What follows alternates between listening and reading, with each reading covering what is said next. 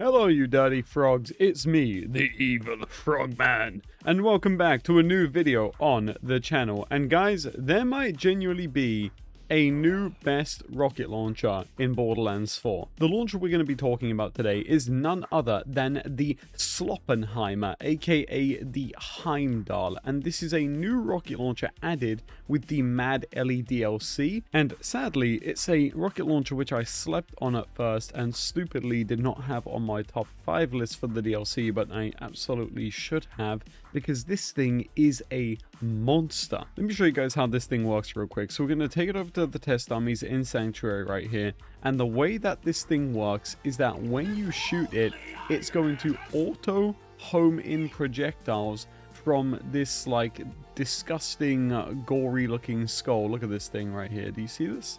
So it's going to shoot projectiles from this skull to the targets nearby, and it shoots super fast and shoots a ton of projectiles as well. So as you can see, not only does it shoot super fast in a like burst fire formation, but it also shoots a ton of these projectiles, and that's what is so disgusting about it. It's not like you fire it and it shoots 1 or 2 projectiles and gives up. You shoot it and it shoots maybe like 15 projectiles. You know what? Let's count how many it does. Okay, so here we go. So it's shooting 1 projectile right now.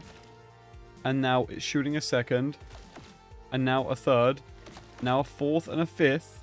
So it's a 5-round burst. So that's 10 projectiles. 15 projectiles.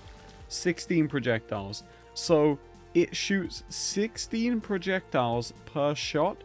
And the max you can have in the mag on a roll without any mag size boost is 3 projectiles. Meaning this thing shoots up to 48 projectiles per maximum ammo. That is insane. That's disgusting. But just how powerful actually is the Sloppenheimer? When this thing's setting off bombs, it is absolutely disgusting. And we're going to run to Radix real quick and show you that even without my action skill or rep kit popped, this thing completely trivializes any combat encounter in the game. It's almost like I want to coin it the AFK launcher. And since I know you guys are inevitably going to ask me what build I'm using, I have an Amon build which is dropping at the exact same time as this video on the channel, so go and check that out. Now, yes, this thing does have some competition still. There are, of course, really good launchers in the game, like the Honey Bunches, the Hail Spike, the Jet Setter, just to name a few. There are still really good ordnance in the game, which I'm sure you can do just as disgusting things with, but I think for the ease of use, the Heimdahl, or the Sloppenheimer if you're an Omega Frog like me, is going to see probably the most use, because you don't have to think when you use this thing. And again, what you're watching right now on UVH6 is me without any of my buffs, right?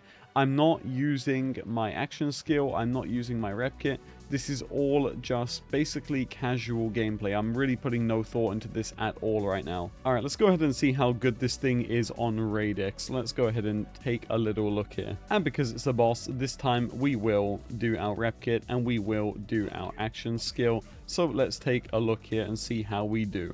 So, yeah, I mean, that's okay. Oh my god.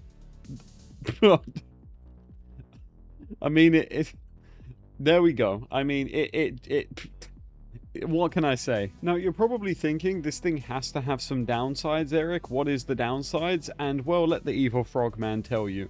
The downsides to this rocket launcher is that it cannot track certain things, which basically renders it completely useless. For example, so it cannot track invisible enemies, like Shadow Pelt, for example. The only way you can get it to track Shadow Pelt is to break the invisibility first and then shoot Shadow Pelt with a gun, or have the Heimdahl hit it, and then you can go ahead and hit, you know, all of the shots that you want. But before that, the invisibility basically completely shields it from the tracking on this gun, which I think that is fair enough. But I think what's absolutely unforgivable is that this thing doesn't interact with Ordnance at all. Like, the yellow Ordnance crystals in Bounty Pack 2 get completely ignored, and you're just hoping you hit them by chance, but it's near impossible to actually do. And then when you actually break the purple Ordnance crystals, which this thing does do a semi-decent job at going after, it won't target the orbs that spawn. So you have to swap away from it and then use another gun to actually break those, which causes a little bit of trouble for Bloom Reaper. But in terms of general play, again, things like this badass right here, they really don't do anything. I mean, this is one shot from the Ordnance, and as you can see, you know, there's no effort there, no effort. But it does feel good that Amon did get something really good out of this DLC, I will say, because we got the Tempest class mod, which if you see my video on that, then you know how I already feel about the class mod. If not, it's on the channel. But let's try something a little more difficult here. We're going to go after Timekeeper. I'm only shooting 2 shots here. I could do more, but really not necessary. Again, this rocket launcher just turns the game into easy mode, or at least with this Amon build that I'm running, which again is going to be up on the channel following this video. Let's try phase 2 with no buffs now, because now we have no action skill, we have no amp from our rep kit, but let's just shoot a couple shots. We'll do 5 this time. So that was 3, 4, 5 shots, and yeah, I think we're done. I think we can just kind of stand here now, because I think the fight's over. So again, it's just an extremely easy rocket launcher to use. Again, that was with no prep, and I'm sure that you can do even better things with a better setup. You know, the build that I'm on, while it is slightly min-maxed, is not as min-maxed as it could be. So yeah, the power that you're seeing it could probably be way better. Anyway, you dirty frogs, that's going to do it for this video. Thank you all for watching. Let me know what you think in the comment section down below. Do you agree that we're looking at the best new rocket launcher in the game, or is there simply something that is just way better? And also, if you want to know what Amon build I'm using in this video, you can click the video on screen right now to go and check out my new build, Sloppenheimer Amon, which is officially out and ready for you to go and destroy with in-game, just like you see me doing right here. Until the next one, thank you for watching, and I'll check you later.